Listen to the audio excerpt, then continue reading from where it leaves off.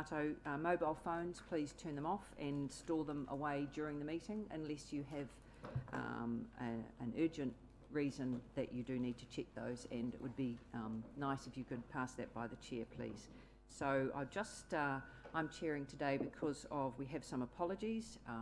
We have our chair is away, Councillor Raukawa-Tait, we have Councillor Kent is away, we have Councillor Sturt is away, and Mayor Chadwick is late. She's on council business at the moment, and we hope that she will turn up at when that's complete. Yes, Mr. Eugene Berman-Camp. Yes, so Madam Chair, and an apology for lateness from Gina as well. But she will be here. Thank you. So may I have a mover and a seconder? Thank you, Councillor Gould. Thank you, Councillor Donaldson.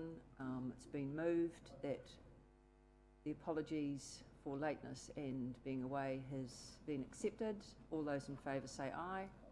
Aye. Against? Carried. Thank you. Are there any declarations of interest? No? Okay. Are there any urgent items not on the agenda? Yes, Mr. Berman-Camp. Apologies, Madam Chair. I'd like to flag I may have a potential conflict of interest with one of the items in the confidential agenda, so I'd like to discuss that at that time. Thank you. That's an appropriate place to do that. So, no urgent items on the agenda. Thank you. Then, in that case, we'll move to the confirmation of the minutes on page 7 of your agenda, and they are the minutes of the Strategy, Policy and Finance Committee meeting held on the 11th of April 2019. I'd like to have a mover and a seconder. Thank you, Councillor Gould. Thank you, Mr. Thomas. That the minutes of the Strategy, Policy and Finance Committee meeting held on the 11th of April 2019 be confirmed as true and correct. Now, are there any corrections before we move that? Amendments? No, there appear to be none. In that case, I'll put that motion to the vote. All those in favour say aye. Against? Carried. Thank you. We'll now move to staff reports on page 13, and we'll welcome Mr. Thomas Colley to overview the report. The recommendation is the statements of intent for council-controlled organisations for the year commencing 1 July 2019, and I'd like to call for a mover and a seconder to receive the report, that the report statements of intent for the council-controlled organisations for the year commencing 1 July 2019 be received. Thank you, Mrs. Trumper.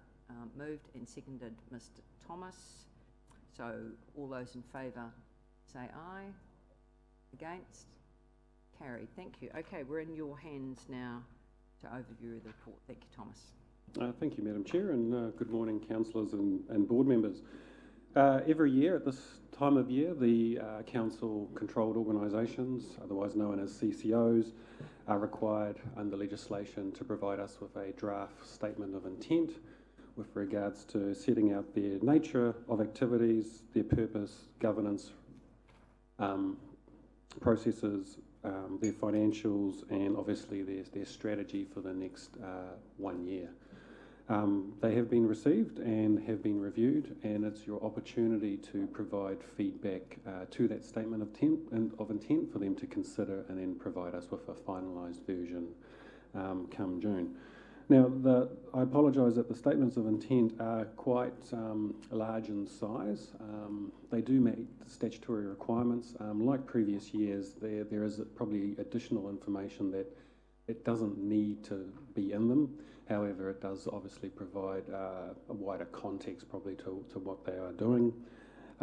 With regards to the feedback set out, I would say the main theme or discussion point that we will be having would be with Infracore, and that will be around the discussion around what their primary objective is, and saying that we wish for them to focus more on being a good partner with council and moving the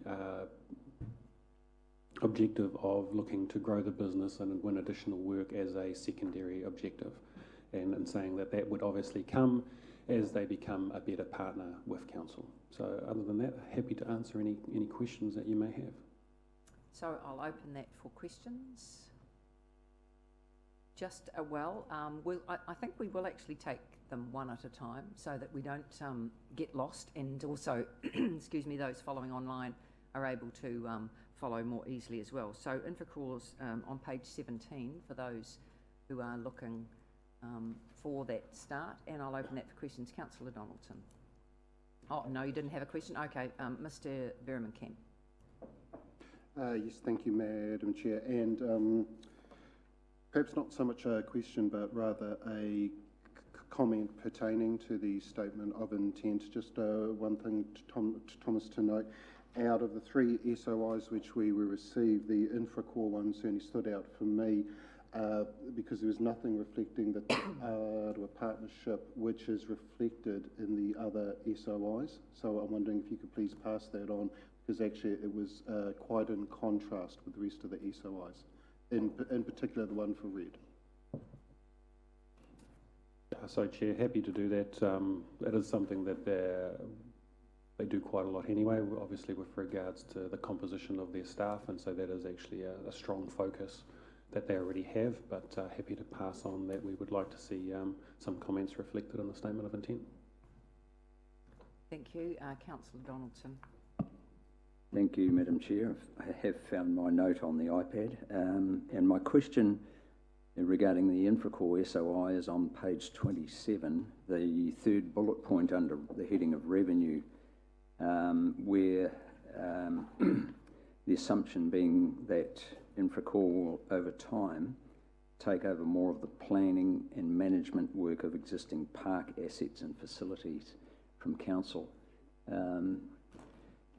Do they have that capability at present, or will that be a very gradual process of them upskilling and a change in focus for our sport and recreation unit? That's my question.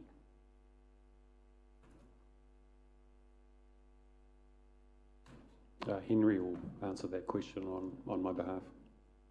And through you, Madam Chair. Look, I think we do see it as something happening over time, but it's consistent with the partnership approach we're advocating, and for us, we gradually want to move away from kind of the more traditional we pay, you provide, into actually kind of a value partnership where they're operating at a higher level. And I think operating at a higher level will mean moving more into the space of planning and almost owning some of the thinking around the delivery as well as just doing it. So we see it as a shift over time towards a fuller partnership. Thank you. Happy with that answer, Madam Chair. Thank you. Councillor Gould. Thank you, Madam Chair. Thank you, Thomas, for the report today. On page 19, number 1, the introduction, why don't you show Infracore's working address? We've got the address here as this building here. They don't physically work out of this building, they work out of Councillor Gould, I'm going to rule that question inappropriate. It's neither here nor there what working address is on. This is a CCO of council, and I think that that's a very minor detail, and I don't believe that has any value to the discussion today. So do you have any further questions? Question number 2, with your comments made at the beginning of this discussion, with 2.1, isn't the core working with the Rotorua-Tait Council? Shouldn't it be mentioned?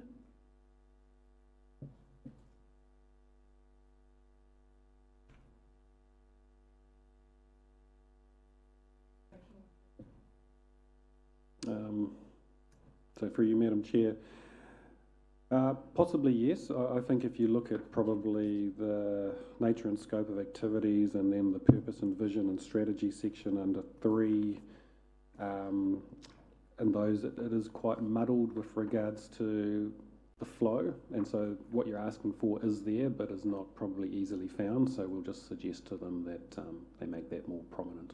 Yep. Thank you for that answer, Thomas. I have Councillor Tapsell. Thank you, Madam Chair. Thank you, Thomas. Yeah, my question was around Infracore as well, and ensuring resilience of income sources. So the focus is now going from a wider district to just Rotorua, but I'm wondering if that is, because it's not clearly stated whether that will include the nursery operations, because the nursery operations do sell to a number of other local authorities within New Zealand, and I think that that is a good method, and it is good resilience for our income. So I'm just wondering if it's for the contracting work and if the nursery operations will be separate. The second question, or perhaps more a comment, was on page 23 under the objectives. In the previous 2017 statement, you had there was an objective in there around the environment.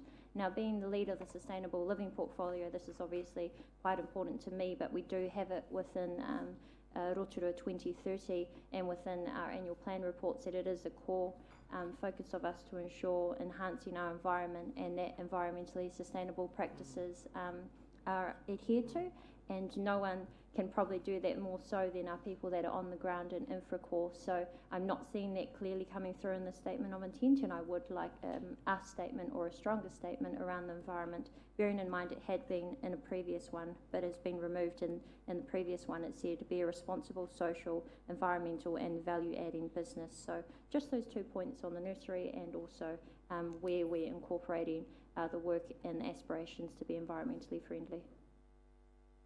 So on the first one, my understanding is the nursery operation will continue in its current form, obviously looking to grow and sell more probably of that product to other councils. So probably no change there. On the second one, if the council wishes to provide that feedback, I'm more than happy to include that and request that they put that back in.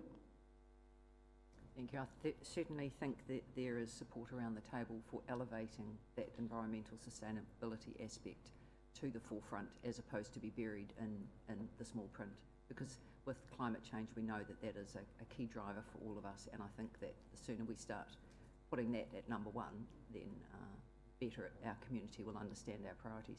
Now, Councillor Bentley, you have a question. Thank you, Madam Chair. Thank you for your report this morning, and I'm referring to page 31, item 7.2, second paragraph, which is calling once again to restructure this organisation. What do you actually mean by saying you're going to restructure this organisation once again? I think it's been restructured several times in the last wee while. What's that statement actually mean? For you, Madam Chair, obviously it's not my statement, so I'll try to put their interpretation on it. I guess with regards to the direction we wish them to take, and being a good partner and a fit-for-purpose contractor, that as part of that they will continue to look at their operations and their structures and ensure that they're fit for purpose, and therefore that statement probably encompasses what I just said. I don't believe, or it's up to them with regards to they have a restructure plan or how they deliver that. That's up to the board. Thank you. As a supplement to that, when you read something like this and it's put out in the public, Thomas, when the person that's working for Infracore at the moment, when they see the word restructure, they don't really understand why it's necessary to put a statement like that in the public forum once again. And this is only going to serve to destabilise the workforce out there rather than help them. What I may suggest is that they change the word restructure and maybe say that to ensure that the organisation and its cost base is etc., how the rest of the paragraph goes. So happy to provide that feedback. Thank you. Are there any other questions? I have a question, Thomas, and in line with that, when a statement of intent is presented to council, do our CCOs also give a presentation of some description to their staff to clarify any of the issues that Councillor Bentley has raised? Because we do know that people pick up on a word and their own connotation of that may or may not be very accurate to what is meant in an official document. So that would be some feedback, because this is an opportunity for us to give feedback to our CCOs. So I would like to recommend that a informal presentation, not anything like this, but actually in a way that, depending on the CCO and the environment receiving it, is able to be given to the staff in those organisations so they understand and can actually ask some of those questions. What does that mean? And get an answer from from the people who are actually employing them. So it's a really good point you raised, Councillor Bentley. Thank you for that. Are there any other points to raise to recommend back at this point? Yes, Councillor Donaldson. Thank you, Madam Chair. Just in defence of any CCO board, I refer on page 32 also to the requirement for a no surprises relationship with the shareholder. Yep. So the board is required to point out its intentions and be very transparent about that. Yep. And you can put whatever, I guess, flavour on a particular word, as you say, you know, focus in on one particular word, but we are looking for a different focus from this organisation and a different relationship between them and the shareholder. So you would expect something to be done differently, and I think the board's obliged to be transparent about that in the spirit of no surprises. That's my only comment. And I would just finish on that I completely support what you have said, Councillor Donaldson, and this is an appropriate format for us to be updated on the no surprises. It's just making sure on the other side that there are also fewer surprises for the staff and misunderstandings. Yes. Through the chair, having worked in a CCO, the normal cycle within an organisation like this is to actually go through a business and strategic planning cycle prior to producing the statement of intent. So it is actually quite ordinary practice for a CCO to actually have involved and consulted with staff about business activity over the next 12 months period prior to actually producing the statement of intent for council. Thank you for clarifying that. I hope that's of some reassurance to the councillors. So on that note, if there are no further questions, I'd like to call for a mover and a seconder to the motion that the committee resolves to make comment on the draft statements of intent for Infracorp. Oh, actually, we haven't done I'll wait now. Just realised we've got two others to go through. Sorry, jumping the gun somewhat. Now, Thomas, sorry, Rotorua Regional Airport. And that's on page... Yeah, look, nothing further to add other than the comments on page 15. Yes, Councillor Donaldson. Thank you, Madam Chair. Look, I support the comments that are made. I'll quickly jump to page 39, where I did have a question, and just a bit of operator error here on the iPad, and I got it. So it was just on that last bullet point under governance, Thomas, and some clarification, please. So actively engaging with other key stakeholders, Rotorua Economic Development and Grow Rotorua. I'm guessing the airport are aware they're one and the same, that Grow Rotorua was the framework that Rotorua Economic Development was established under. Is Grow Rotorua still the official name of Rotorua Economic Development as a CCO? No, its trading name is Rotorua Economic Development. That is its formal name. From memory, it was the Grow Rotorua company that Destination Rotorua and its elements were brought into, and then the name was changed and a new board was put in place. And I think the airport is obviously aware of that. Thank you. And just my thoughts is that probably actively engaging, and I know they do this, with mana whenua should possibly be added to that bullet point as well. Be a bit of feedback from me. Thank you, Councillor Donaldson. Are there any other questions on the airport CCO at this point? No? Okay, thank you. We might then move on, Thomas, to the economic development, and that's on page 56. Again, Madam Chair, just the comment on page 16 is, you know, the request that they support Rotorua in the implementation of a couple of key projects there, and yeah. Thank you. Are there any questions? Yes, Mr Berman-Camp and then Councillor Gould. Yes, thank you, Madam Chair. First of all, a comment, then a question. Certainly reflecting on what I said about Infracore, the whole feeling, the whole presentation and the whole approach from the RED SOI, I think, was far more reflective of the sort of community relationship and the visuals that we want to see. So I commend them on that. And it was good to see in the strategic framework that one of RED's approaches is to support RLC's partnership with Te Arawa and help them achieve their aspirations. So well done for that, and if you can feed back to them on that. One question that I do have is I saw and was keenly interested in one of the key projects, which is the development of an Indigenous food hub, which I think is a fantastic idea. However, my question is, I was unable to tell from the document if there was any engagement with Indigenous peoples regarding the food hub, because from working through it from my perspective, I couldn't actually tell who was working on that. So are you able to outline what engagement with, I guess, Māori involved in Indigenous kai RED has looked into?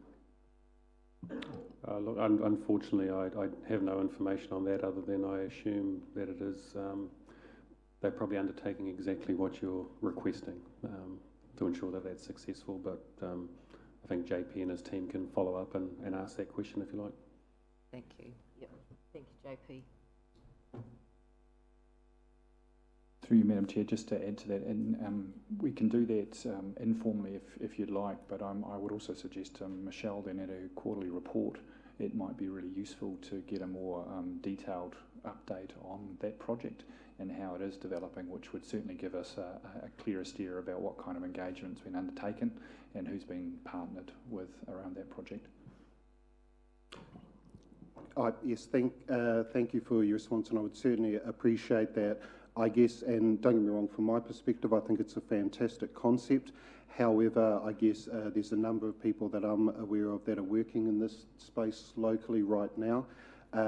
Not only would it would not be courteous to involve them, however, there's actually IP and Mātauranga Māori surrounding that particular sector, and it would be remiss of the economic development team to not engage at the front in terms of that process. So an update later on would be appreciated. Thank you for that. Councillor Gould. Madam Chair, thank you for the report, Thomas. Question for you. The Invercore and Rotorua Regional Airport, for 3 years, their statement of intent, and yet on page 56, Rotorua Economic Development Statement of Intent is for 1 year, 2019 to 2020. Are we going to have another statement of intent from the economic development for next year and the year after? For you, Madam Chair, we receive them every year, Councillor. Generally after the long-term plan, the statement of intent reflects a 3-year period, and then the next one, which is obviously year 2, which is this, you just reflect the 1 year. In this case, 2 of the CCOs have chosen to reflect 3, whereas RED has only reflected the 1. That's absolutely fine. There's no issues with that. Are there any further questions? Oh, sorry, Councillor Donaldson, yes. Thank you, Madam Chair. I'm happy to move part 2, but just did have a question on page 16 regarding the Terax Partnership Limited and a comment there that's in the process of being wound up, which I was aware of. I thought it already had been actually, but will there be a report come back perhaps to Ops and Monitoring about the when that's done? And the question is, when's that likely to be done, and will we get a report back about the terms under which it's been wrapped up? That's my question on that. More than happy to do that. Just so you're aware, there is a document that currently needs signing, which will finalise the process. That's going to be with the Chief Executive shortly. and then we'll be able to give you an update with regards to the steps undertaken and how the IP is being dealt with, etc., etc. Thank you for that. And Mr. Berriman-Camp, at our last O&M meeting, we had the quarterly reports from two of our CCOs, Red and the airport, and for me, the fact that this followed on from that I thought was very good, because that was the opportunity, and obviously you weren't at that meeting, your other Tatato members were, but certainly for me I felt it was really valuable having that just prior to this meeting, because we were able to clarify any questions, knowing that the statement of intent would be coming up. Okay, so if there are no further questions, we have a mover. May I have a seconder for the report, please? Thank you, Councillor Tapsell. And I'll just read out that recommendation: that the committee resolves to make comment on the draft statements of intent for Infracore Limited, Rotorua Regional Airport and Rotorua Economic Development Limited as outlined in the report. All those in favour say aye. Against? Carried. Thank you very much, Thomas, for your report there. We're now moving on to recommendation 2, and that's on page 86. And I'll call for a mover and a seconder that the report designation of shared paths and shared zones on Rotorua Transport Network be received. Now, mover, thank you, Councillor Gould, and seconded by Mr. Berriman-Camp. All those in favour to receive the report, say aye. Against? Carried. Thank you. And thank you, Mr. Stavros Michael, for presenting the report. Morena. Through you, Madam Chair, I will take the report as read. It's a simple logistics undertaking here. Can I remind elected members that we have agreed to our walking and cycling strategy over the last couple of years. In recent times, we have amended our traffic bylaw, and the traffic bylaw defines what we call shared paths and shared zones, which allows us to dedicate some of these corridors into shared use or walkers, cyclists, disability, vehicles, post office, workers, and so on. And this report basically now, based on the strategy, based on that, those designations and definitions of what is a shared path and a shared zone, suggests and recommends a range of areas and footpaths that should be called shared paths and shared zones. The reasons for that, of course, is to allow us to regulate and enforce where necessary. And I would like to note that those areas of shared path constitute somewhere in the region of about 10% of all our paths.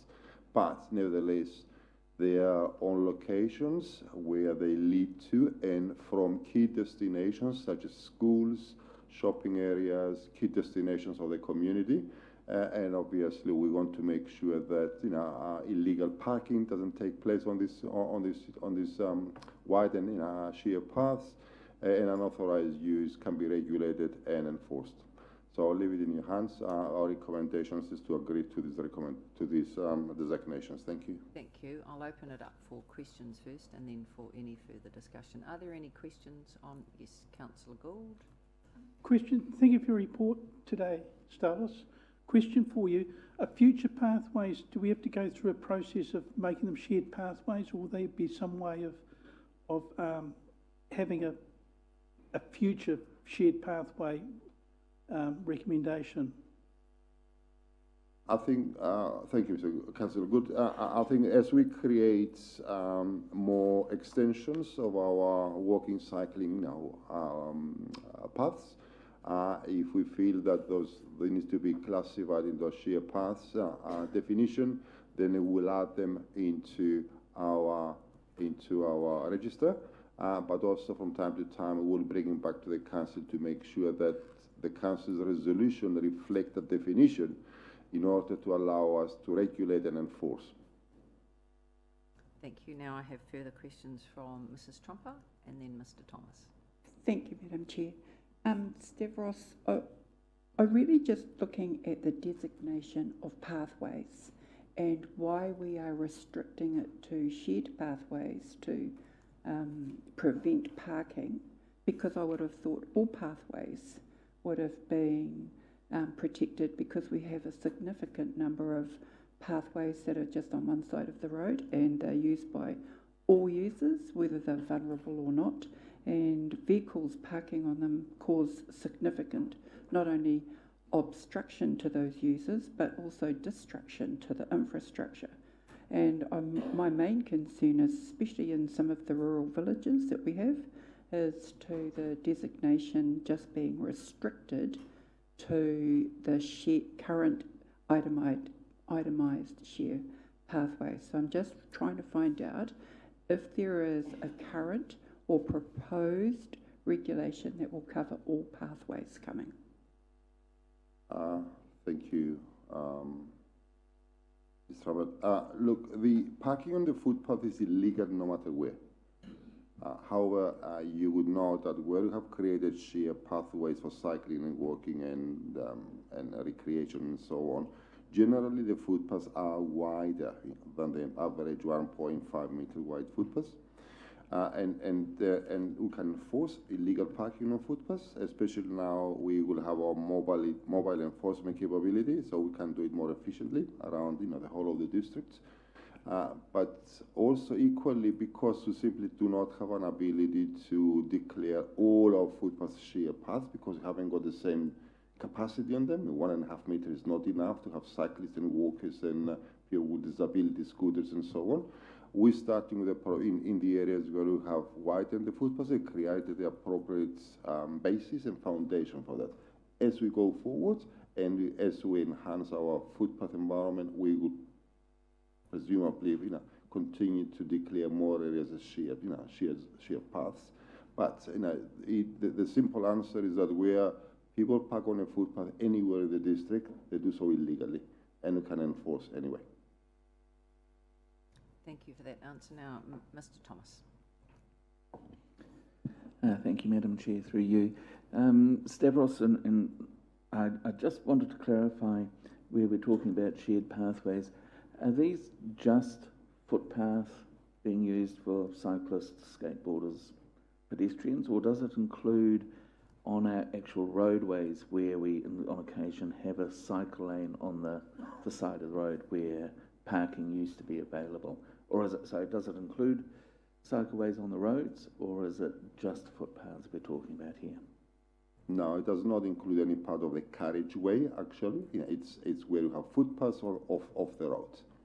At some point in time in the future, if we want to create dedicated sheer paths on carriageways, it will come at the expense of the traffic capacity, but we're not at that stage yet.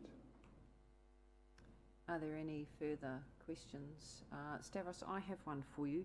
Do we have a minimum size ourselves for a shared path, and is there a national standard for size for a shared path? Madam Chair, yes, there is a national recommendation of minimum of 3 meters wide corridor for that, and this is generally the dimensions we try to apply here too. Okay, so that clarifies for anyone in the community that what we are doing is in line with national standards and what's happening around the country. Now, is there any discussion on that, or are there any further questions? Yeah, Councillor Donaldson. Thank you, Madam Chair. Look, I'm happy to move, and just in terms of discussion, I think this is really an exciting step for Rotorua.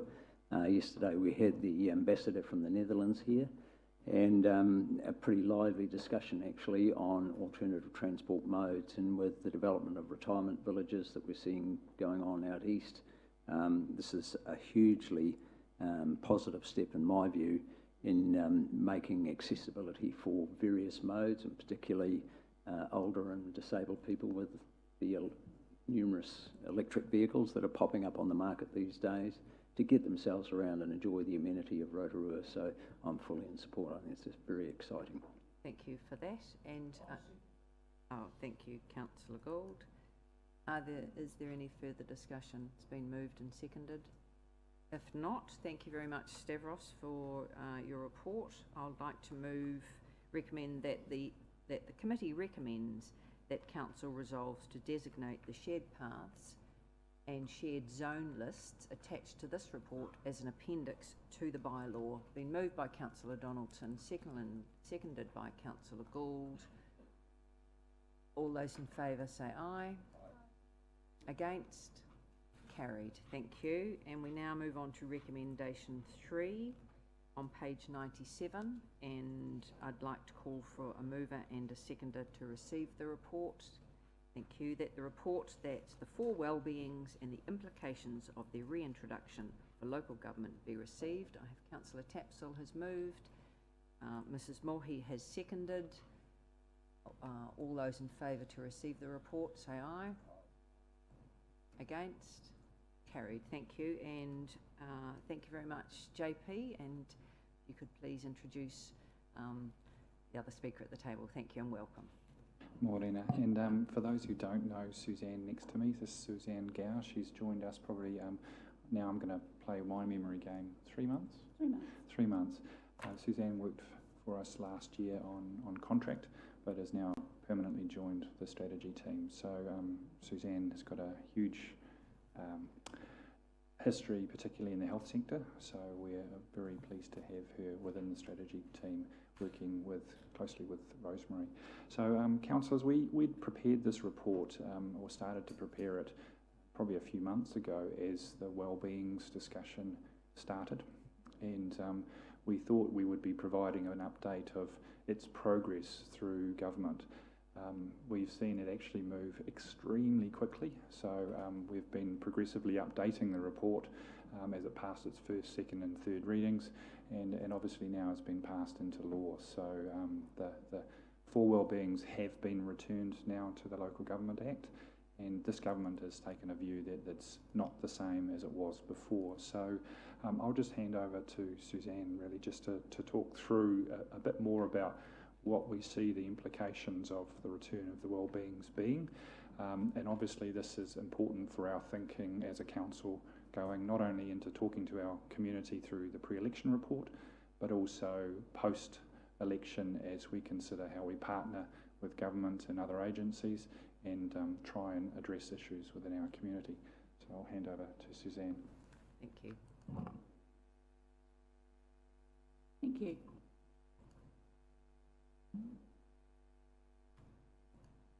So the legislation to reintroduce the 4 wellbeings to the purpose of local government has passed through Parliament and received royal assent on Monday. The Department of Internal Affairs is working with Treasury around the Living Standards Framework and the identification of overlapping indicators of wellbeing.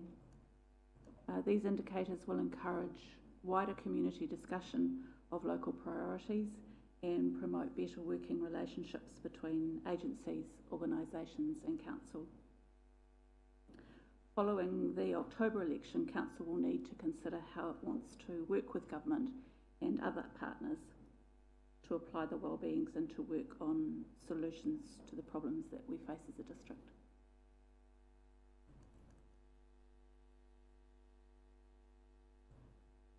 The wellbeings and the challenges that are facing our district will be identified in the pre-election report, and the purpose of this report is to start the conversation on the issues and to signal the importance of those changes.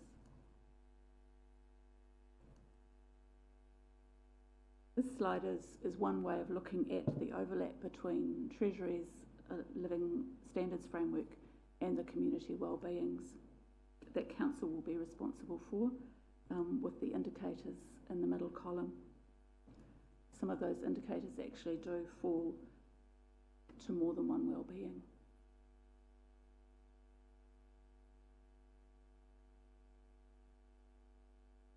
Rotorua is facing a range of complex problems, and we use the term wicked, which reflects the terminology in social policy literature, but really complexity is really very significant. We see deprivation, housing availability and affordability,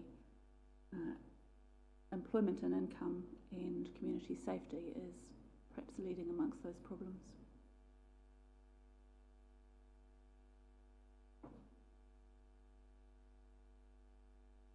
Deprivation is illustrated in New Zealand by the small area New Zealand Deprivation Index, which is based on information out of the census. It includes those 8 indicators there. It relates to areas rather than to individuals.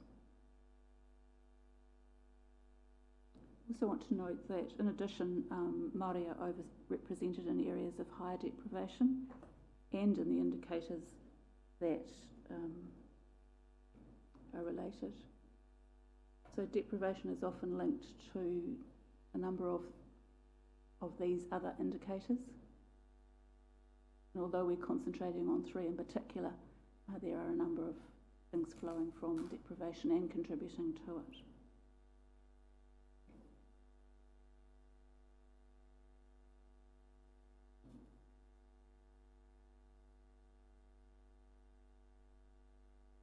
Whoops.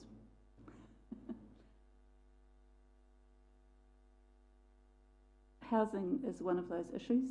So with a growing population, with increased demand for housing, we're seeing higher house prices and higher rents.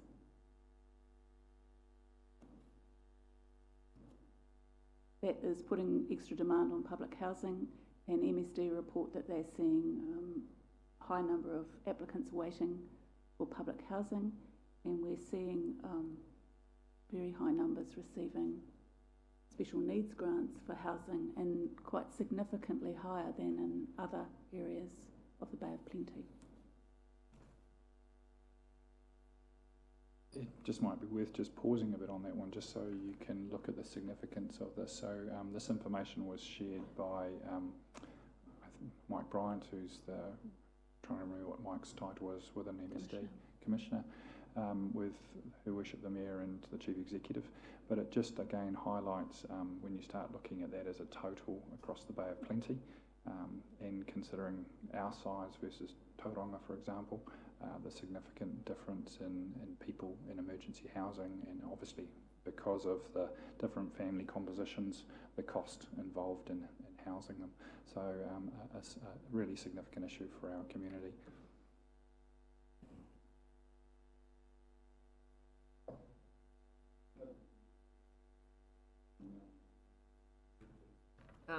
Councillor Maxwell, we might just wait until the end of the presentation, and then I'll open it up for questions and discussion. How many slides? I think it would be useful to have the whole presentation first, because it puts these things in context, and then I'm sure Suzanne's quite capable of coming back to this particular slide for discussion, which I think will be required. So thank you. Please continue. Thanks, Madam Chair. Employment and income are also issues facing Rotorua, where we have lower than average incomes and higher than average number of people receiving job seekers support.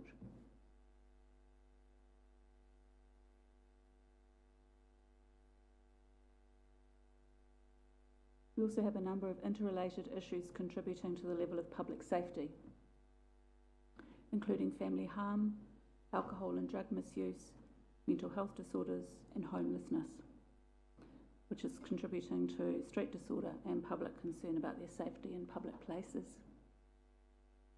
Family harm is a multi-agency initiative in taking a broader, more holistic view of issues within families, including elder abuse, domestic violence, intimate partner violence and child abuse. The aim of this is to recognise family harm earlier and to put supports in place. But we did see a very high number of family harm episodes reported to the police in the 12 months to March 2018, and this involved 4,200 children.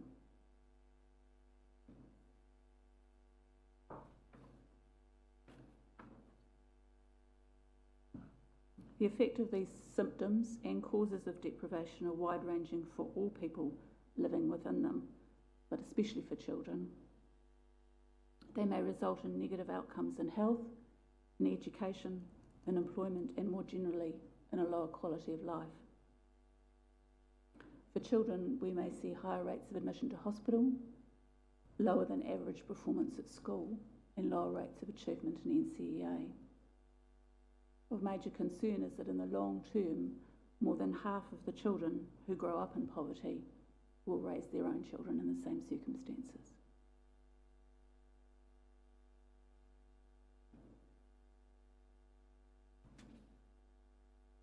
The challenge is to interrupt that cycle of deprivation. The aim is improved intergenerational wellbeing. The tools. Achieving intergenerational wellbeing is not a mission for any one entity alone. A clear expectation is emerging that local government will work with others, including central government agencies, iwi and Māori, local organisations and local businesses. But Council does have some tools in its own kitty, so it is about ensuring that Council facilities and programs make an equitable difference. Secondly, Council could use sustainable procurement processes to maximise the impact of the money it spends, for example, in training and apprenticeships. I think just adding to that, councillors, it's really the where to from here. Obviously, we've got a government who's looking at releasing its first wellbeings budget, and the drive will certainly be to local government agencies to work in a more joined up approach with other entities, including local government. The return of the Wellbeings to the Local Government Act, and certainly the indicators to try and focus the conversations on what are the problems and what needs to be addressed in local communities should create that call to action, and I think that will be important for councils and their leadership role to really try and facilitate those local solutions and ensure the local partners are working collaboratively. So that is quite a major issue for how councils are expected to work and behave moving forward, and it's certainly one that will be an important conversation for us to have with our community going forward. We've just given a snapshot of some of those key social issues, but clearly across the wellbeings there's other dimensions, environmental as well, and so we have a number of things that probably more traditionally fall into council's core roles, but this really starts stretching the council's involvement to that wider leadership function and to work more collaboratively with other agencies. So we're happy to answer any questions or for any other comments. Thank you very much, Suzanne and JP, for your presentation. Now I have Councillor Bentley as a question. Thank you, Madam Chair. Thank you, Suzanne, for your presentation. My concern with this whole issue is that we're actually taking on board as a council what should be a central government issue, and to try and accept responsibility for the homeless and hungry and whatever else type problems that are going on out there. First of all, I would much rather see our infrastructure with regard to stormwater and sewerage and all that up to scratch, and let central government look after this issue. After all, that's what they voted to do. Now I'm going to let the Chief Executive just respond to your comments, Councillor Bentley. Through the Chair, I'm not sure there was a question in there, but if I could just provide a bit of background perhaps. I think Rotorua in particular has now experienced a large number of what is called social sector trials. Each one of those trials was actually owned by a central government agency or ministry, and has been targeted at various things from prisoner reintegration through to enrolments into early childhood education. It's notable that the trials in general have actually not continued because largely they have failed to deliver the level of results that was actually expected. I think LGNZ, parallel to this, has for some years now been championing the concept of localism, and LGNZ has been talking about the importance of local leadership on focusing on outcomes for local communities, that is bringing communities together to focus on priorities and developing solutions which are seen to address those. What the government and the minister have looked at is the fact that there's an alignment between the two conversations, and that central government does have resources that do need to be brought to the table, but you can't take away the importance equally of local leadership and localism. And so what the change of government has, or change in legislation has done, is to really recognise that councils have got a pivotal role in providing leadership around these issues, bringing people together to talk about what priorities are, bringing central government resources to the table, and ensuring that there is a whole of community focus on community priorities. And so effectively that's what this change of legislation does. It's quite a big change. It will mean that we will need to be looking at how do we bring our community together to have a conversation about what are the priorities, and then secondly, how do we actually bring those who have the resources available to them together to produce a tangible and significant response to those issues. That's effectively what my understanding of the government is asking. What I would say is that it doesn't necessarily bring a whole lot of new cost to the organisation.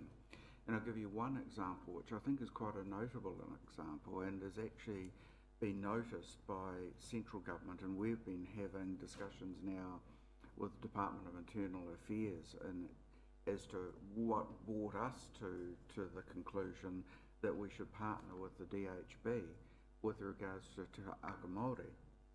Now, of course, we've seen some very good outcomes with regards to the ability of managed costs of the refurbishment of the library, but I know you will recall the fact that the did not attend rate for families has significantly dropped as the result of this outcome, or as the result of the partnership. Now, that did not attend rate is important because it's actually, as the DHB has stated previously, it means that families are getting the medical assistance, advice and support that they require. Previously, when families did not attend appointments, they weren't getting that. But as a result of this collaboration around Aka Māori, what you've actually seen is that did not attend rate is actually significantly dropped, radically dropped. Now that's going to drive fantastic outcomes for families that weren't happening before. That's an example about collaboration, and the government is really asking that councils not only provide the leadership but look at actually finding opportunities for collaboration that can actually lead to the sort of outcomes that you've seen with the did not attend rates in Aka Māori. The sort of indicators that Suzanne and JP have outlined previously are currently being looked at by the Department of Internal Affairs. They are looking to provide assistance on saying, well, what does our community currently look like? What are the current issues that people are experiencing within all of the communities of New Zealand? And that work is actually being done on the basis of providing councils and communities with some facts as to what is the population, what are the issues that are currently being experienced, and that will lead through then into community conversations about which of those are the priorities and how do you bring resources, people together to address them. Thank you very much for that. Now I have a list of questions. Mark first. Yeah, thank you for your report this morning. There is an issue with the CBD, and I realise some of your comments is about community safety. And what I'm asking is that, can you talk with WINZ or Housing Corp? Because at the present time, they're putting, the people require emergency housing, they're putting them into motels as houses aren't available. I think, Councillor Gould, I'm going to interrupt you there. I think that this is the update we've got. This is a high-level update. It is not about operational aspects, drilling down into it. So the questions really need to relate to the presentation we've had today. how that's going to work out and, Okay. and where we see it going forward, Ooh. not specific actions. Okay, my question is, can you reduce the number of people going into motels and certain motels so there's not a whole lot of people together? And can you also work with the governments, like with Te Puka, you've got the kiwi fruit picking, you might be able to... Councillor Gould, I'm going to interrupt you again. That's a specific action, which is different to a question on the report and the presentation we've had today. So unless you have a specific question on the governance aspect, not the operational aspect of this, when it's embedded in, but actually the governance aspect. Well, the government's question is that you're going to have a major problem with the CBD with what the process is happening at the present time. Okay, thank you. I think we'll leave it there. Now, Mr. Berriman-Camp. Yes, thank you, Madam Chair. Yes, kia ora kōrua. Thank you for your reports, and Suzanne, congratulations on your appointment here. It's great to see. Certainly from my perspective, fully support the intended direction of the report, and I can certainly see for our community there's a lot of upside to that. The part that I wanted to drill in is actually up on that slide. Within the report itself, the component that I didn't see was how the Te Arawa partnership and how partnership with iwi and Māori actually looks. And I think there's two components to this. As Councillor Hunt has outlined, from a governance perspective, actually how is iwi Māori involved in that? As has been outlined in the report, iwi Māori are probably going to be a major focus of this work. So how are we involved in that? That's the first question. The second question was, I see that one of the groups that's going to, that it's proposed will be the structure to work with is the Rotorua Working Together Forum. I'm struggling a little bit to understand who's in that forum. So the first question is, how will iwi Māori be involved from a governance perspective? In the introduction of the four well-beings. And the second question is the Rotorua Working Together Forum, what is that composition? Please. I think the Chief Executive will actually respond to that, Mr. Berriman. Look, I'll pick this up. The purpose of the report is really to provide an update on the change of legislation. That's really what the focus is. What I would say is that this is a blank slate. There are current initiatives and directions which are in place at the moment, such as the Rotorua Working Together group. But at the end of the day, this is actually starting again. It resets us back to a point of saying, what have we got and what do we need to have and what does that need to look like? And that's the nature of the work that will actually need to be undertaken as we actually move forward. Of course, we're actually well already to some degree along that direction, because around the table here we have Te Tātou. And with respect to governance, the council will actually be the governance entity at this highest level that will provide direction and advice as to what the shape or what the response to this actually legislation looks like. Thank you for that. Yes, a supplementary, Mr. Berriman-Camp. Yes, look, thank you for that, and I understand that, but I guess in terms of the question, therefore what I would have expected to see, for instance, Te Tātou right now working on the Te Arawa 50-year vision, which is of course a joint project between Rotorua Lakes Council, Te Tātou and Bay of Plenty Regional Council. So I acknowledge what you've outlined. What I would have expected to have seen in the report was a bit more meat about what that would actually look like and how that would work through, because I struggle to think of an iwi entity that doesn't have the four well-beings at its very core. And so I think there's considerable resource and desire to be able to work in partnership with Council on this. So that's what I was looking for. And just repeating again what the Chief Executive said, this was that update focus, and I absolutely agree with your comment, and I think this is that piece where we now have to come together and say the first partnership discussion is that 50-year vision, Te Arawa perspective with Council, and what does that shape look like for a conversation about what's important here and what needs to be addressed with all the agencies involved. And if I could just remind councillors that this will all come out in the Chief Executive's pre-election report, which does not get sent to councillors, it gets given to the public, and that will be released on August 2nd. So that feedback, I'm sure, has sat on fertile ground. Now, I have another list of people. I'll start with Mr. Thomas. Thank you for questions. Thank you, Madam Chair, through you. Look, I have a number of questions. I realise that we're at a sort of blank stage at the moment, so they might be concerns rather than questions. You might not be able to answer them.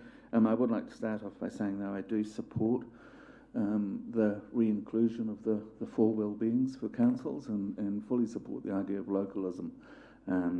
Of course, with localism comes the need for central government to supply the financial support to help councils address these issues. The first question I had, or it's a concern, I guess, you were talking about a lot of these deprivation indexes being built out of the census, with all the very public issues we've had with the last census. Will we be able to get information back from Stats New Zealand or central government about where the failures of the census have affected Rotorua? And I'm particularly thinking of our rural communities and lakeside communities that I suspect had an even lower response rate than perhaps urban Rotorua, and so therefore we could get a very distorted point of view of what's going on in those communities. So I guess it's not something you can answer particularly, but it is a real concern for me. Secondly, I hope that we will be able to, as a council, increase resources for the people portfolio, Rosemary's area and now Suzanne's area. I think if we're going to be dealing with the four well-beings, we actually need to beef up support in that area, because I'm aware that that's an area that has been stretched considerably already. And my final question would be, in concern, if we can build models to help us address issues outside of urban Rotorua, so where we have these deprivation issues community-wide, not just urban Rotorua. I think we have very few tools in place for dealing with issues out in the lakes area and the rural area, so I think we really need to be working hard to upskill ourselves in those areas and build those strategies. So those are my three questions. Thank you. And I'm just going to hand back over to the Chief Executive to address some of those. Oh, are you happy? Look, if I can answer the first one, I've been working with the Department of Internal Affairs for some months now. One of the things that's been recognised is that the government ministries currently have a lot of information available, but is not easily actually recovered or accessed, if you like, by councils. So what DIA are actually working on is actually a methodology to pull all of the central government data together and to actually then make it available. So the census is would only be a very small part in that. I'll leave JP and Suzanne to answer the other questions. Just in reflection, the team composition and for the strategy team has shifted slightly. So we've had a number of vacancies and we have started to fill those. So sitting in the back of the room is also Lee Richards, who's joined us as well in the strategy team. And so we're back to sort of our full complement within the strategy team, and probably is quite an important time as we come out post-election and reconsider direction and priorities, and obviously this government partnership potential. And probably finishing off on your last question, local is as local as people need to think about it, and I think that's the critical piece here. Is for some, they would see local as the Bay of Plenty, others would see our territorial boundaries, others would see individual areas or community board areas, but we need to be sensitive to all of those different levels in our responses. So I think the key here is to understand where those go as partnerships and to keep those in mind. So your concern is absolutely correct in saying we need to tailor our discussions to the relevant level for communities. Thank you. And I have Mrs. Mohi next. Kia ora tātai, tēnā korua. Just starting off, looking at the page 99 and the, so yeah, it's great to see those four wellbeings being reintroduced into local government. And as picked up by Eugene, that is something that hasn't left a lot of social organisations and Māori wellbeing organisations, so it's good to start to realign again.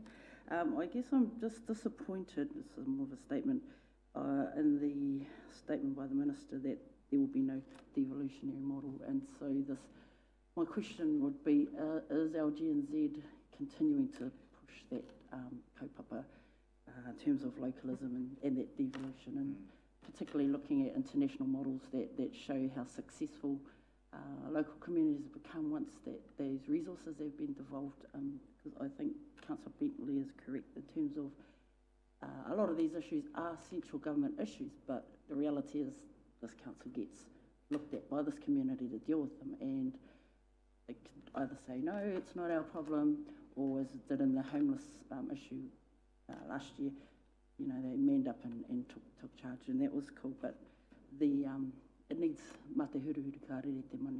You need the resourcing to go with that, and so I would love to understand whether the council, whether this council, or there's a wider collective that is going to keep pushing on that localism movement and that devolution. And my second question, and if we could go back to that slide that's showing the stats on the emergency housing issues.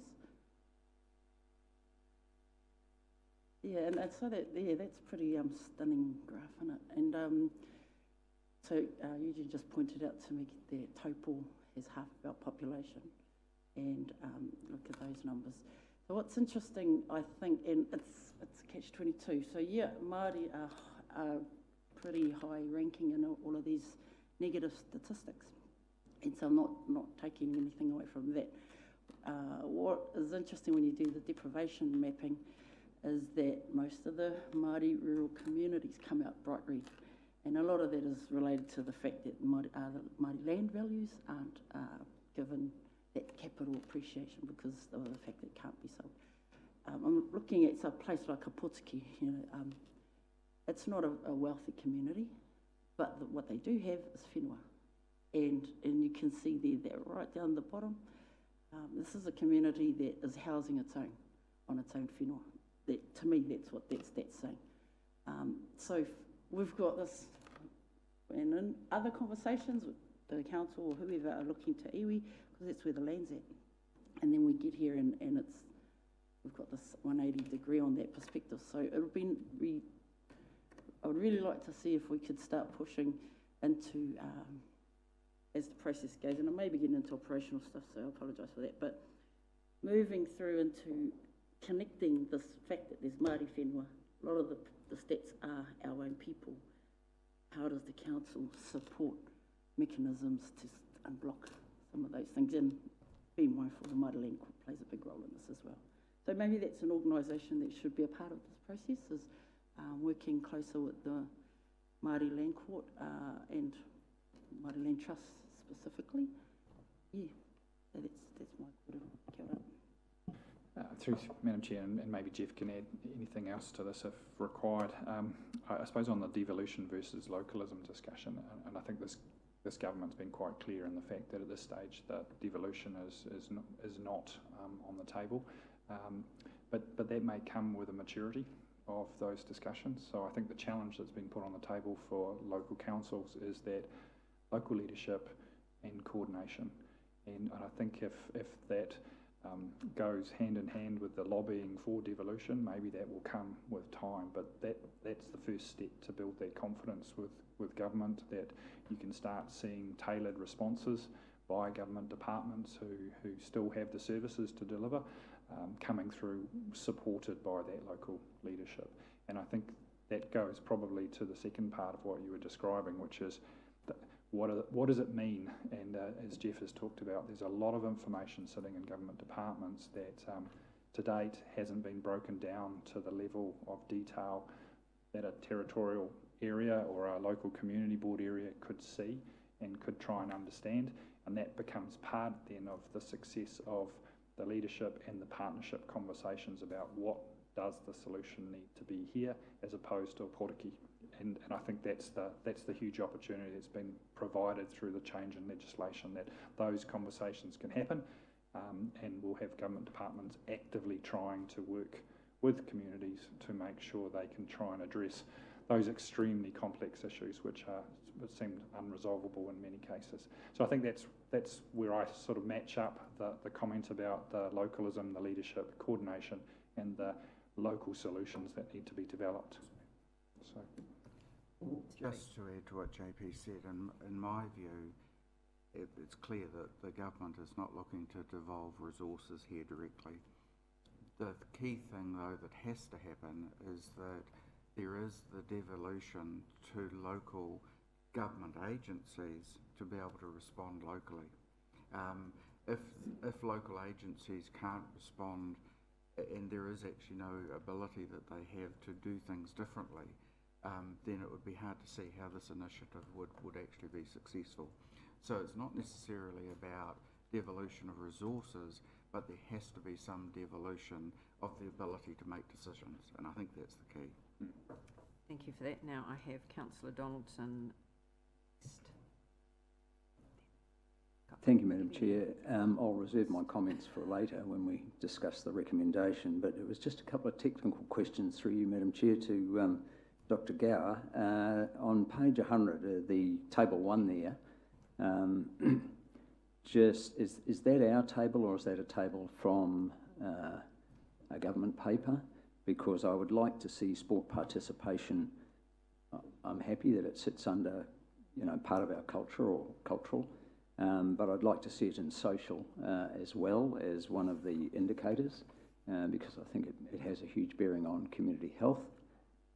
So that's just probably a comment or a bit of a question actually. Is that our table or is that someone else's? Through you, Madam Chair. That is a table from a Solgum presentation we borrowed, but I think that is one of the issues, the complexity of where each component of the wellbeing sits, yep. And they often sit in more than one, and there is a wide range of indicators that could be considered. Yeah. Thank you. And my second question is around the picture of Rotorua this paints, and I don't want to gild the lily at all, and I'm cognizant of those stats up there which are pretty bleak, and I can see the headlines already, because even if you add Tauranga Grid and Mount Maunganui, we're not in a great place, as Ms Mohi and Trevor have pointed out earlier. But on page 101 on employment and income, the first bullet point there around median household income, is that in any way moderated by the cost of living? Because, and I have the experience of one of my neighbours who's a professional employer who is trying to get professional employees out of Auckland, recruit them, and they won't leave because he can't match Auckland salaries.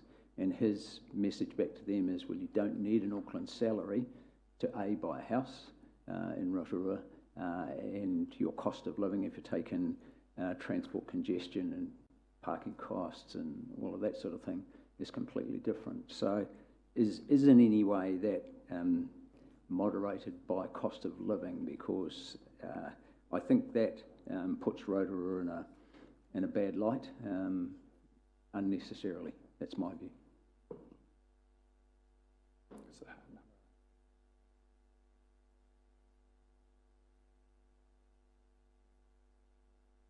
Beg your pardon, just turn that back on. Thank you, Councillor Donaldson. Any further comment? Thank you, Suzanne. Through you, Madam Chair, those figures are average income, but yes, I think that we could explore further to see if there are stats that reflect the cost of living. And I'd go further and just say that obviously the Rotorua Economic Development is working often with businesses considering relocating or setting up here in Rotorua. And one of the key things they have done is actually do some of that analysis. So they have some very clear information that they make available to businesses, particularly on the relocation or staff relocation, which highlights that the differences in cost of living, and also the time bonuses. We talk about Auckland often, about how much time is lost in commutes. versus our community where it's significantly shorter. So time and obviously cost of living are significantly different, and those are promoted.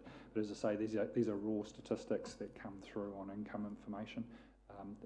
We'd have to find it in the other part of the information which talks about average cost of living. But certainly RED does their own analysis of that to provide for business relocations. Thank you. And Thank you for those comments, Madam Chair, because I do think that Auckland should be taken out of national stats because it does distort them, given that there's a quarter, I think at least a quarter of the population lives there, and their housing prices are completely different too. Thank you. I have now Councillor Kumar, a question. No, I have you next, Councillor, and then I have Councillor Maxwell. And it's a very long list, and thank you all for being very patient. Thank you, Madam Chair, and sorry for the intrusion. Thank you, JP and Susan. I guess for me it summed up when we, on the well-being, was when it said wicked resistant to resolution, not evil. So I guess there are different mechanisms that are being used to take this forward, and the council is being used as a vehicular tool to carry this task forward. And thank you, Jeff, for a lot of your explanation as well. As we're dealing with a blank canvas over here, the couple of things that come to me, and the numbers don't look good for Rotorua, in light, but this is emergency housing we're talking about, not the whole economic factor of Rotorua. That is not how it should be downplayed. This is, but the thing that alarms me is that why are numbers so high? And I guess we've discussed some of those things. But from my understanding, is deprivation does lead to many social issues, and that's why we got housing, emergency housing. My question is, to take this forward, is the government going to provide us funding resources so that it doesn't bear heavily on ratepayers? And my other question is if our numbers are so high for emergency housing, that report was up from Solgam up till December 2018. So it's a 12-month report. We're already almost 6 months into the year. Is our numbers increasing? Have they stabilized, or have they decreased? And why is Rotorua such a place where, is it the locals, or are more people coming here because the system allows them to think that, hey, look, Rotorua's got a better system of getting emergency housing? A lot of questions, so answer as best you can those that are appropriate. Thank you, JP. Through Madam Chair, and I suppose again, this is part of that update. We're here to talk about the well-beings. I think what you've raised are some extremely important questions that sit in behind and under the data that we've received so far from MSD. I think for us it's probably important that we consider coming back. I think this the 12-month period that we had was actually through to March 2019, so this is the current figures for the previous 12 months. Your other question about the transfer of funding, and I think it comes back again to where government sees this. It's about government agencies with a focus on local data, working more effectively with communities, where councils are central to representing communities on local and better solutions. And I think that gets to all of those questions you asked about what does the information mean, where are people from, who are they, all of that becomes part of that work that needs to be worked up in partnerships and discussions locally with those government agencies and our communities. And that's the role they're asking councils to step into, is to coordinate and help show that community leadership. So again, at this stage, not a view of devolving funding or their responsibilities, and I come back to it's still government departments, MSD's responsibilities around those housing issues. So, but they need our help in making sure they get the right local solutions. Thank you. A supplementary, yes, yeah. Through the chair. Yeah, I know I actually support this recommendation, and I hope we sort of get behind this, because nobody should be living in that state in New Zealand. Thank you. And I have Councillor Maxwell. Madam Chair, I appreciate this is a huge topic, and this is why the Prime Minister has made this one of her main priorities. but not only for Rotorua, but for the whole of New Zealand. I believe also that Rotorua has strengthened all of the four well-beings. As a result, we're experiencing significant growth in population, economy, Maxwell, do you the have visitor a numbers, question and here? 'Cause spending. I'll open it up I for had to discussion set the after the scene. question. Okay, I had thank to you. set the scene before I ask the question. Otherwise, it'll be an empty question. Thank you, Madam Chair, for your indulgence. Now, where was I? The question that I had, I wanted to appreciate the fact that MSD and DHBs, this is huge for them, and they're doing their part, and we as council can only do our part as well. The question, Dr. Susan, is I know this has been reintroduced by the Labour-led government, the four well-beings. I think they cut it down to 3 before. Is this going to be better than what was, in your opinion, provided before?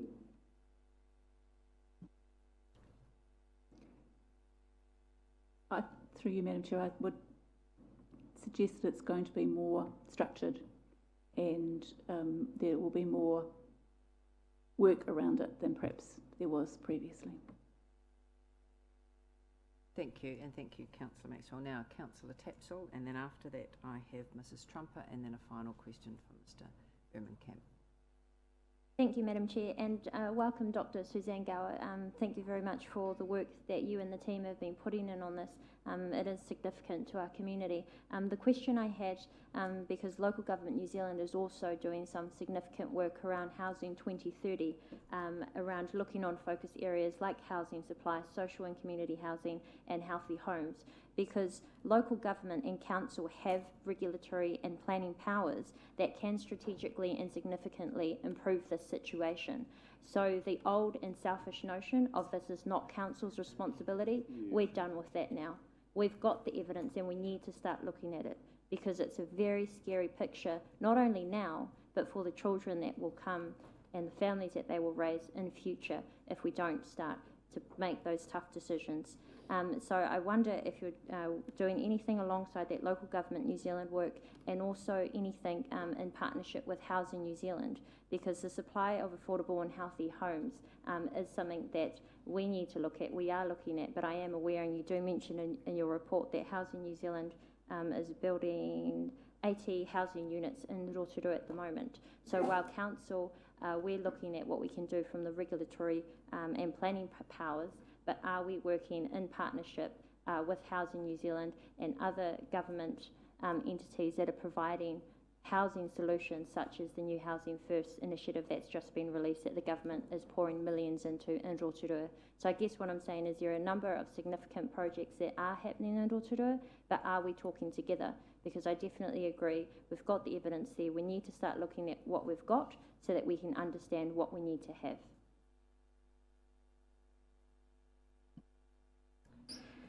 The short answer is yes, but again, it's a case of just making sure we stay plugged into those networks and encourage them to work, and I would say harder than they have, to try and make sure those solutions arrive for Rotorua in a timely way. So the team are definitely working with a number of agencies, and we continue to also talk to not-for-profits and iwi groups as well, to try and make sure we're starting to get everyone heading in the right direction to solve some of these more challenging problems. I think the key for us, and maybe it's the reassurance we need to give you, is just to start coming back probably through some of the O&M reports and just give you a bit more detail on some of the work that's underway on some of these issues as well. As I say, this was intended to give you a feel for some of those complex and challenging issues that are on the table, but as Jeff has said, the involvement at the national level, through the chief executives and through working groups with DIA, and then locally with the different partnerships underway here. So that we should probably make sure we just provide a little bit more information to you on how everyone's working together or trying to take forward solutions. Thank you, JP. I'll just hand to the Chief Executive for a moment. Thank you. Through the Chair. Look, I think one of the things I'd emphasise is that we have got some significant challenges, and I think they're being quite rightly described as wicked challenges. These are long-term and difficult to actually get traction on. And so I think this direction, the new direction that the government is looking to actually secure, is some very carefully, well-considered local leadership around how do you actually bring a community together alongside central government agencies and local government to actually achieve results that haven't been achieved to date. There's no thought, I don't think, that it's just a matter of working harder on current initiatives. This has to be about saying, well, where are we and why haven't we got traction on some of these key things that are happening in our community, and what could we do as a community alongside government to actually get some quite different results. Thank you for that. Now I have Mrs. Trumper. Thank you, Madam Chair. Going last, I've had Tania just asked my last question about partnerships, but I definitely have some comments that I would like to make when we're in discussion. Thank you. Okay, one last question I have from Mr. Berman-Camp. And Councillor Donaldson, will you signal it? No. Okay, you're going to move. Okay, thank you. Yes, thank you, Madam Chair. And in fact, this question, I'm not 100% sure if it might be for the presenters or for the CE, but what I'd like to pick up on is the point from Mr. Thomas regarding the quality of census data.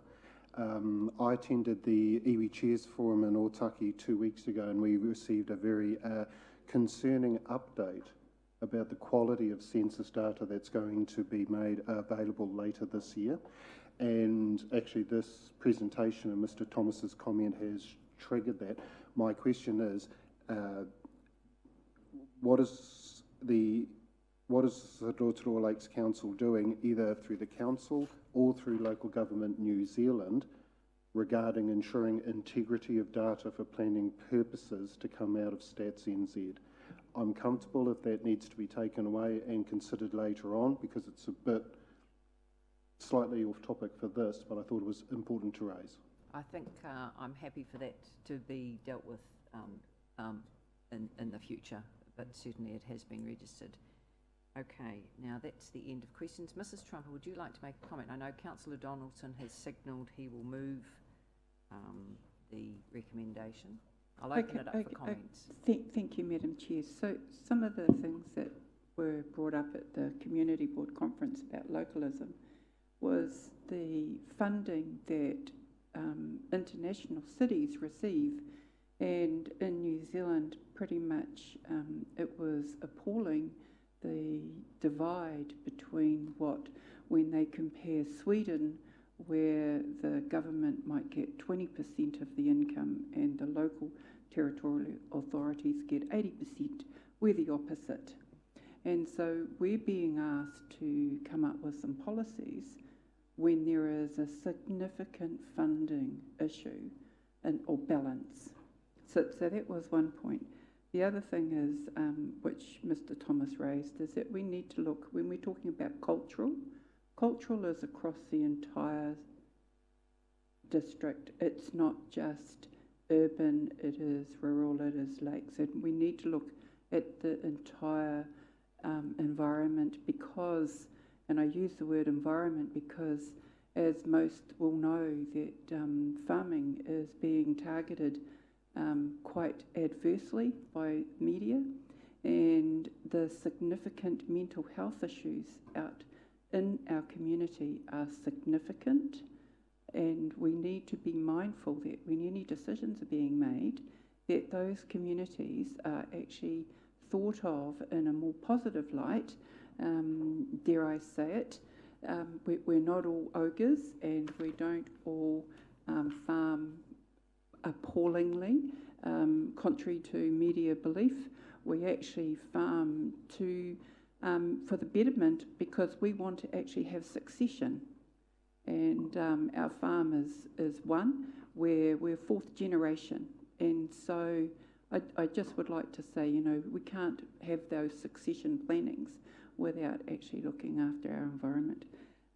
The other thing is I'm a beneficiary advocate in my other role, The issue with Rotorua that Tauranga doesn't really face is that we have a significant number of family returning home because they want support and they come here, they are leaving environments that they are unsafe in, and they come home. Now, that has got a huge stretch on services, it has a huge stress on housing, and when you think of the numbers that are currently in emergency accommodation, one of the points that I'd like to state is that there is, for the housing accord that's in corner of 10th Street, sorry I can't remember its actual name, they're actually only looking after homelessness first. They're not looking after those in the emergency housing right now because the demand is absolutely more than the resources. But I just want to come back to the funding. Council cannot fund additional resources from the ratepayer. This has to be, if government are asking us to actually come up with policies and planning and staff resources, then they need to start funding it accordingly. Thank you for that. Councillor Donaldson is the mover of the motion. Yeah, thank you, Madam Chair. So I do move part 2 and 3 of the recommendation and fully support that it be signalled in the pre-election report by the Chief Executive the issues and challenges around this. I think back just last week actually to annual plan engagement and the discussion around the table I was at Te Aka Māori, and to regular observers of the affairs of this council. We had a very stimulating discussion about the wealth gap and social equity, and it was actually the best discussion I think I've had in community engagement for quite a while. So it is an issue that concerns our community. It is an issue for us to show leadership on, and so I think it's important that it is front and centre in a pre-election report, that's something that future council will address. On the issue of statistics, it was also interesting at the tourism forum run by Auckland Airport earlier this week. Just one slide there put up by economist Shamobeel Yaqub regarding the tax take from tourism, and we get a pittance compared to what's forked out in GST by tourists in this country. So I absolutely took all the comments of Ms. Trumper in that regard. So yeah, absolutely support the recommendations. And Thank you. I'd just like to draw your attention to the slide we have up there, which is a quote from Jacinda Ardern, the Prime Minister. We need to address the societal well-being of our nation, not just the economic well-being.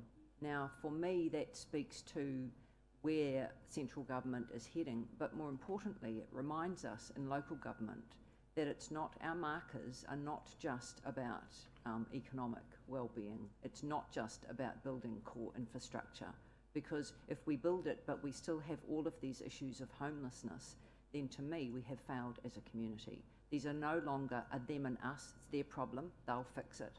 These are our problems and they're in our community, and I completely support the 80-20.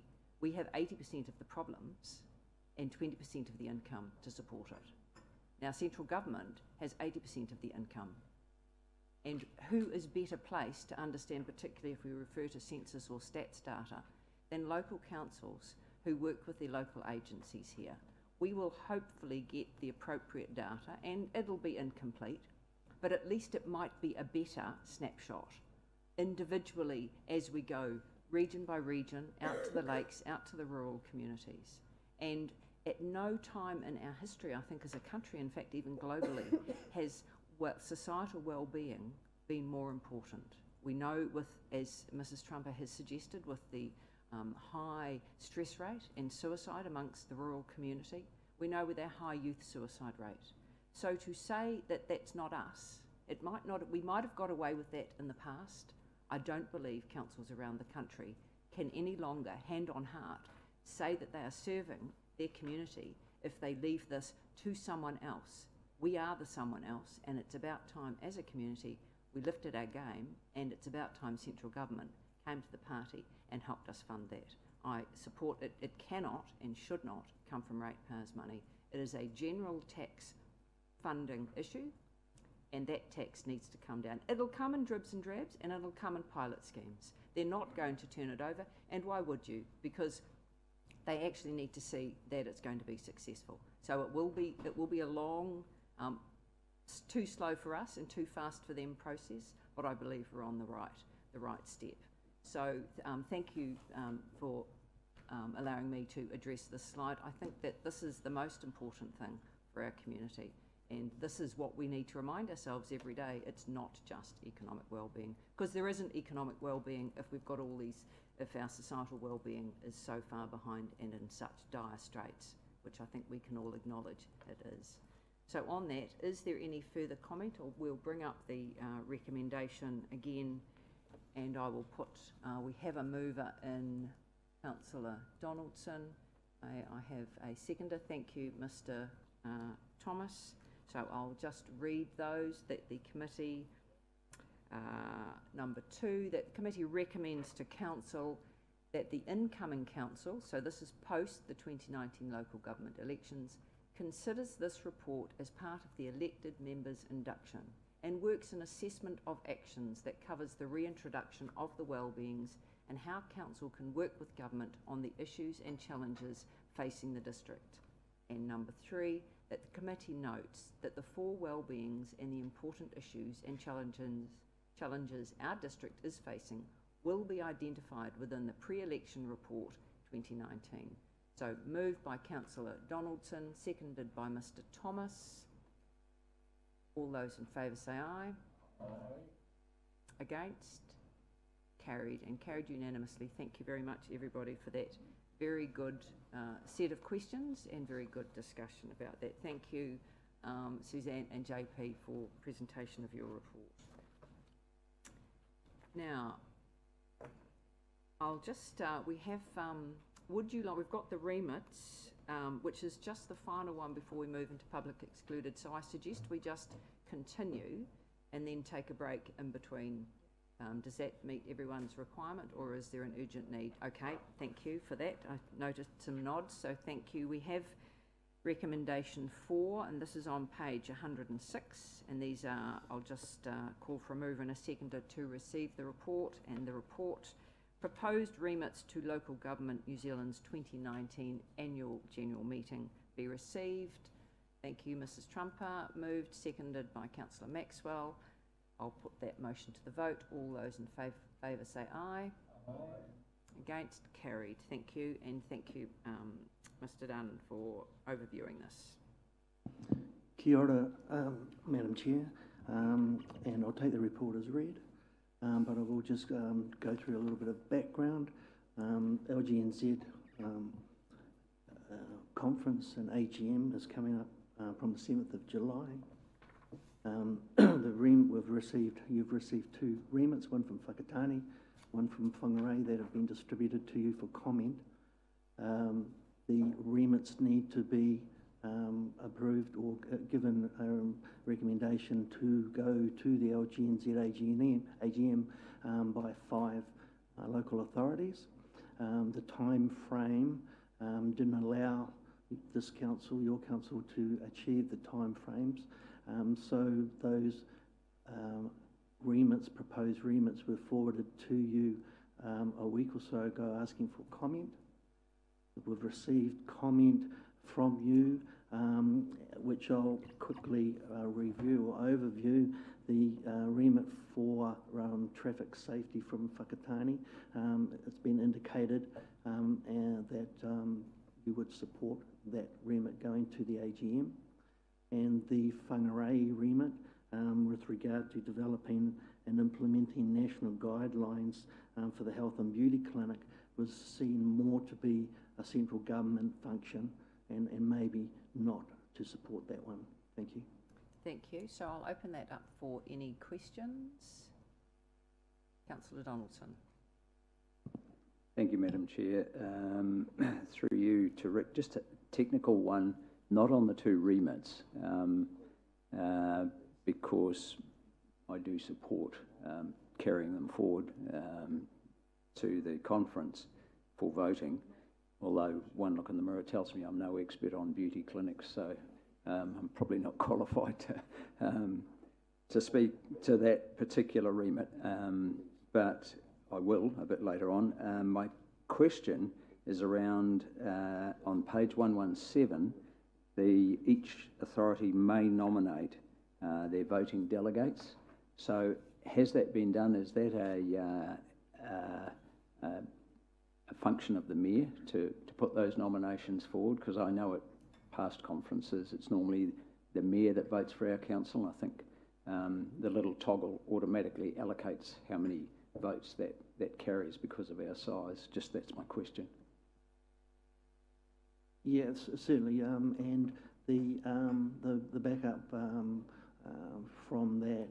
So the mayor does have that delegated authority, but council identify others that may vote in replacement of the mayor should she not be available at that meeting, and that information is about to go down to LGNZ. Thank you for that answer. All covered. Thank you. Now, are there any other questions? And then I'm happy to move into discussion about these two remits. No, there appear no questions. I open for discussion. Does anyone like to speak to those? Yes, Councillor. Have you mic on? Councillor Maxwell, is your mic on? Thank you.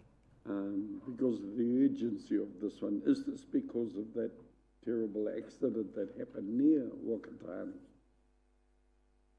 The mayor is putting it forward from there. Yeah, the Whakatane proposed remit did derive from that, and as you read in the report, they're wanting to request NZTA to have a look at their code of practices and their training systems, etc. Thank you, Rick. Thank you. Mayor Chadwick, next. Can speak to that too. The old way it used to work was mayors would phone a mayor and say, we're putting up this remit, would you please support it to go forward? And I said that I felt we needed a process, and so feed it in for your feedback so that we're confident when we're voting what were the points that we may have raised here. And this was a request on the phone from Mayor Bond, very concerned, but I felt we still had to feed it through this process. Thank you. Councillor Donaldson. Thank you, Madam Chair. Just speaking to that particular remit, so Mayor Bond did raise it at the last Regional Transport Committee that I was at, and I spoke in support of it there, and I have also raised some of the issues that Whakatane raises in their paper in relation to the management of signage for roadworks. And my observation as a regular traveller between here and Papamoa is that State Highway gets safety upgrades, is that there seems to be a lot of temporary signage that's left out when actually nothing's happening. And so you end up with a cry wolf situation where people ignore speed restrictions and road cones and don't adjust their speed. And then when you get to somewhere where actually there are workmen on site, they behave in the same way and they don't slow down either, simply because they're over it with all the other stuff that's left out. So I think NZTA have taken that on board, but I'd like to see that formalised. They have upped their game to some extent. Okay. So I really support that one. As I say, I'm no expert on the beauty clinics one, but my concern around that one is that there is not a set of regulations that imposes an obligation on councils to be running around checking on them. I think the angle they're coming from is that's more of a health concern, and I'm not necessarily sure that, my concern is that that will impose costs on councils in terms of compliance. Yep. Thank you for that. Now I have Mrs. Mohi. Kia ora, no, thank you, Rick, for your for for this presentation. I guess just upfront, I do want to tautoko this remit from Whakatane, and I think primarily because the four that did pass were from here. They were from Tūharangi Ngāti Wāhio. So I think we have an obligation in terms of our relationship to that whānau. So I just want to acknowledge those whānau and the loss of those four members. And yeah, I agree with the second remit that will bring costs, the compliance and the monitoring will bring costs, which then leads into a whole lot of messiness. And it takes us into bylaws territory, I'm assuming. So yeah, it's probably not something I think we should be supporting in terms of waiting for a central government response. But yeah, just wanted to support that first one. So kia ora. Thank you. Is there any further discussion around the table? I will put them individually. Mayor Chadwick. The second remit, I think I certainly support not supporting it. It's a health issue, but you can always have a qualifier in speaking to it against the remit that this be a topic discussed with the Mayor's meeting ministers. So there is a triennial where the mayors of LGNZ get together with ministers of the Crown. It's been a long-standing convention. This could just be put on there, that it's an issue that, while we didn't support it as a remit, we think that Ministry of Health should do something about it. Thank you. Are there any further speakers on this? Okay, well, I'll move. I'll need a mover and a seconder or recommendation. Thank you, Mrs. Trumper, and thank you, Mr. Thomas, and I'll put them individually. That the committee recommends recommends to council that the proposed remit road safety be supported at the Local Government New Zealand AGM on the 7th of July 2019. All those in favour say aye. Against? Carried? Thank you. And I'll just, do we need to change our... Yes. So I need a mover to make some additions to... Point of order, Madam Chair, the not has gone in there. So the beauty industry one not be supported. So it's all good. Just back online. I'll now call for a mover and a seconder for number 3. Same Mrs. Trumper and Mr. Thomas. Thank you. And number 3, that the committee recommends to council that the proposed remit, national guidelines regulating the beauty industry, not be supported at the Local Government New Zealand AGM on the 7th of July 2019. And no further discussion on that. Okay, I'll put that motion. All those in favour say aye. Against? Carried. Thank you. Noting that further discussion can happen at the conference in relation to that by those attending. Okay, so we now move into, thank you very much, Rick, for that. We now move into a resolution to exclude the public, and the reason we are moving into public excluded is A, to adopt the confidential minutes of the previous meeting, and B, to consider a confidential report regarding lakefront redevelopment, initiations for commercial development. And these two items will be considered in public excluded. The reasons are 1, to protect a person's privacy, and B, to enable commercial and or industrial negotiations. May I have a mover and a seconder to move into public excluded? Thank you, Councillor Johnson. Thank you, Mr. Berriman Camp. Mover and a seconder. All those in favour say aye. Aye. Against? Carried. Thank you. And I would like to thank the members of the public. I was remiss at not welcoming you at the beginning, so thank you for your attendance. It is noticed by our council, and we do support the community coming in here, and I'll say goodbye to those people online, and we will now have a 10-minute break.